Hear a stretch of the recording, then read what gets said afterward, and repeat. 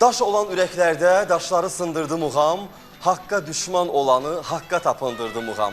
Muğamlarımızın, təsniflərimizin gözəl ifaçısı, xalq artisti Qəndab Quliyeva öz ifası ilə Mirnazim müəllimi təbrik edir. Eşidirik sizi Qəndab xanım, buyurun.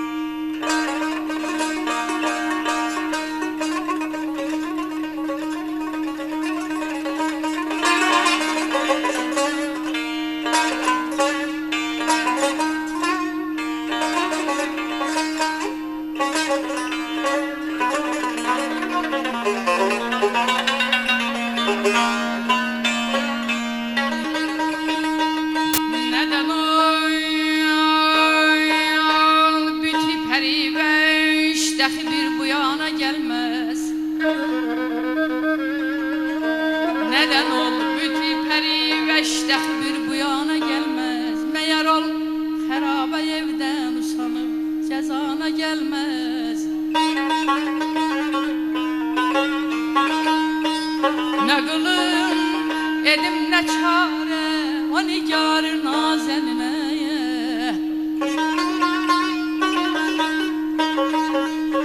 Ne qılım edim ne çare o nigar nazeninə. Boyanıb cahan sözündən özü bir beyana gelmez.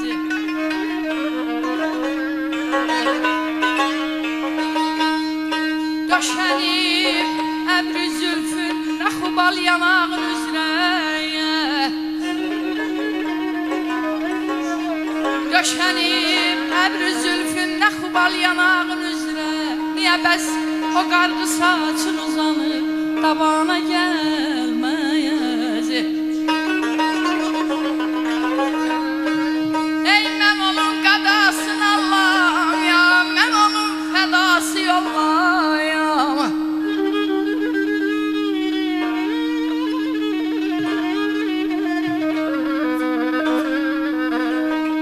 Mən onun qadasın Allah ya, mən onun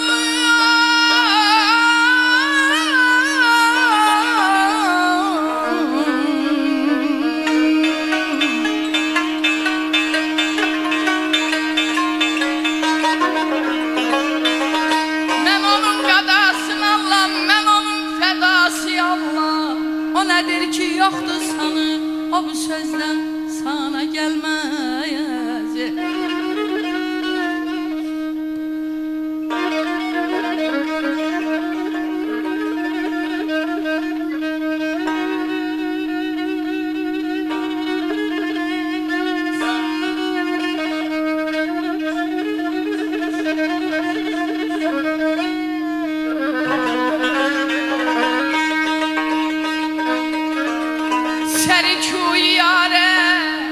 Qan üçün getmiş nəbati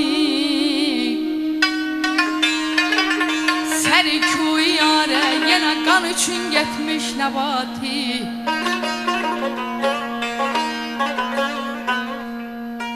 Sərikuy yarə yenə qan üçün getmiş nəbati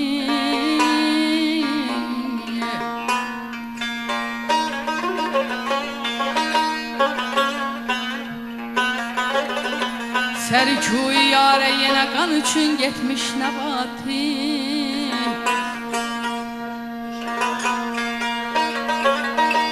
O bəlalı aşıq indi batıb alqana gəlmez.